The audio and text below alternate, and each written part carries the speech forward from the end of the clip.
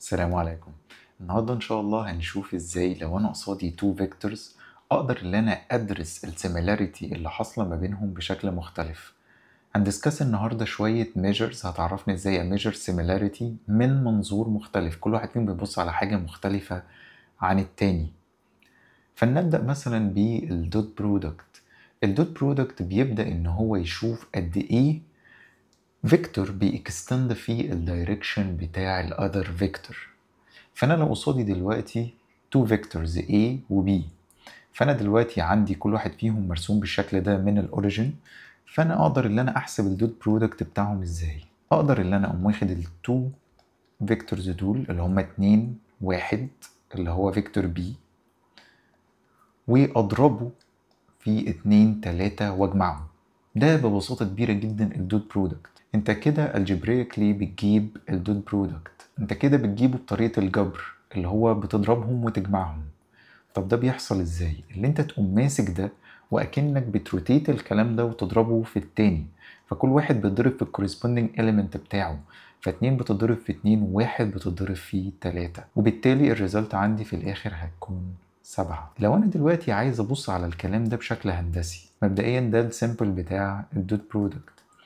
انا ممكن اللي انا افكر فيه اللينث بتاع ايه او الماجنتيود بتاع ايه، الطول بتاع هذا الفيكتور، واضرب الكلام ده في الطول بتاع الفيكتور التاني اللي هو بي، واضرب في كوزين الزاوية اللي موجودة بينهم اللي هي ولتكن ثيتا. لو انا قدرت ان انا اجيب دول واضربهم، المفروض ان هو هيطلع لي الدوت برودكت. فانت لو عارف بس الطول بتاع كل واحد فيهم والانجل اللي بينهم تقدر ان انت تجيب الدوت برودكت. ولو فرضت ان انت مش عارف الطول بتاع كل واحد فيهم، عايز اقولك ان معظم الوقت الموضوع ده بيكون عبارة عن ان انت بتحل مثلثات. يعني انت عايز تجيب الطول بتاع ايه، فهتقفل المثلث اللي هنا ده وتقوم رايح بتكونسيدر الايه كهايباتنيوز بتاع المثلث ده، وكل اللي انت هتعمله اللي انت هتاخد السكوير روت بتاع الاتنين سكويرد زائد الطول ده اللي هو 3 سكويرد، فده هيطلع لك جذر 13. طيب، وفي نفس الوقت الطول بتاع بي برضه هتقفل المثلث اللي هو الصغير اللي هنا ده، وهيبقى 2 1، فهتبقى 2 سكويرد بلس 1 سكويرد، فده هيطلع لك السكوير روت بتاع 5. وخلينا نقول اللي انت حتى مش عارف الانجل اللي بينهم دي عبارة عن ايه، بس مجرد عارف الانجل بتاعت كل واحد فيهم مع الاكس اكسس، فانا لو جبت كل الانجل دي ماينس الانجل اللي هنا دي هيديني الانجل اللي هي ثيتا. فبالتالي لو جيت بصيت على دي احسبها ازاي، من الفيديو اللي فات احنا شفنا ان الساين هتديني الاوبوزيت على الهايبوتنيوز، فانا هاخد 3 على السكوير روت بتاع 13، فانا كده ابقى جبت الساين بتاع الانجل بتاعتي. وفي نفس الوقت ثيتا بي اقدر ان انا اجيبها بنفس الكيفية، هم قايل ان الساين بتاع ثيتا بي هيساوي 1، لان انا دلوقتي ببص على المثلث ده 1 على الطول بتاع بي اللي هو احنا لسه جايبينه بالسكوير روت اوف 5. لو رحت انت بقى حليت الكلام ده هيطلع لك ان الثيتا ب 56.3 ده كديجريز، وثيتا بي هتطلع بالشكل ده، ثيتا نفسها تبقى ده ناقص ده، فده هيديني الانجل دي. طيب، لو انت عايز تحول الكلام ده الراديان، لو تفتكر من كلام المرة اللي فاتت انا عندي ان الباي عبارة عن 180، فانا دلوقتي معايا حاجة ديجريز عايز احولها لراديان، فده هيطلع بكام؟ منتهى البساطة اضرب ده في ده على ده، فده هيطلع لك براديان. فدلوقتي اقدر ان انا ابلاج ان الكلام ده واجيب له الكوزاين، فيبقى معايا جذر 13 مضروبة في السكوير روت اوف 5 مضروبة في كوزاين الانجل دي، عشان في الاخر خالص ده يديني الدوت برودكت اللي لو رحت حسبته برضه هيديك 7. يبقى انت لو فكرت فيها من الناحية الهندسية او من ناحية الجبر كده كده هتطلع لك نفس النتيجة. انا دلوقتي لو عايز ابص على شيء بنطلق عليه الكوزاين سيميلاريتي، عبارة عن السيميلاريتي اللي ما بين التو فيكتورز، بس هي مش ديبندنت على الماجنتيود بتاع الفيكتورز. فانا مش فارق معايا الطول بتاع الفيكتور ده قد ايه، ولكن انا بكير about the direction. الدايركشن بتاعهم لو اختلف ساعتها الكوزاين سيميلاريتي هتختلف. فلو هما الاتنين اخدوا نفس الدايركشن بالظبط، بقوا في نفس الاتجاه بالظبط حتى لو الاطوال مختلفة، فده المفروض يطلع لي الماكسيمم كوزاين سيميلاريتي، المفروض تطلع ب1. ده بيحصل ازاي؟ بان انا مجرد بجيب الكوزاين اوف ثيتا اللي انا اصلا كده كده جبتها.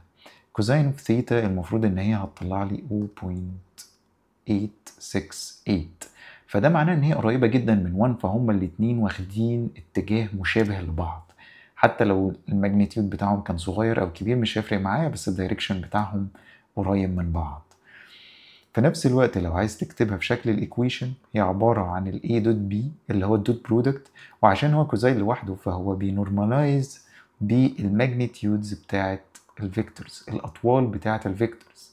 وده بيميك سنس جدا، لان زي ما قلت لك هو مش ديبندنت على الاطوال بتاعت الفيكتورز، فهو اخد الدوت برودكت اللي هو كان ديبندنت على الاطوال وراح قسم على الضرب بتاع الاطوال بتاعت الفيكتورز علشان يتخلص من الديبندنسي عليها. الكوزاين سيميلاريتي من الميجرز المهمه قوي عندنا في الشغل بتاع الاي اي، لان الدنيا لما بتتعقد شويه وتخش في هاي دايمنشنز وتبدا اللي انت مش بس عندك 2 دايمنشنز بالشكل ده، بنلاقي ان الكوزاين سيميلاريتي بقى ميجر كويس قوي علشان يقيس السيميلاريتي ما بين الاثنين.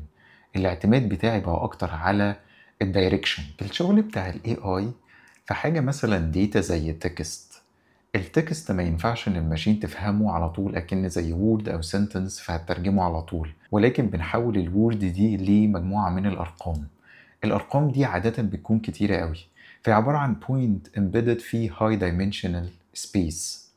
طيب الارقام الكتيرة دهيت والسبيس اللي هي الهاي دايمنشنال دي اللي فيها ارقام كتير، طبعا احنا هنا راسمين 2D space بس في عندي رقمين فقط. طيب لو هي بقى higher dimensional بالشكل ده، لقينا ان انا لما بجيب الكوزاين سيميلاريتي ده بيعبر اكتر عن قرب الكلمات دي من بعضها.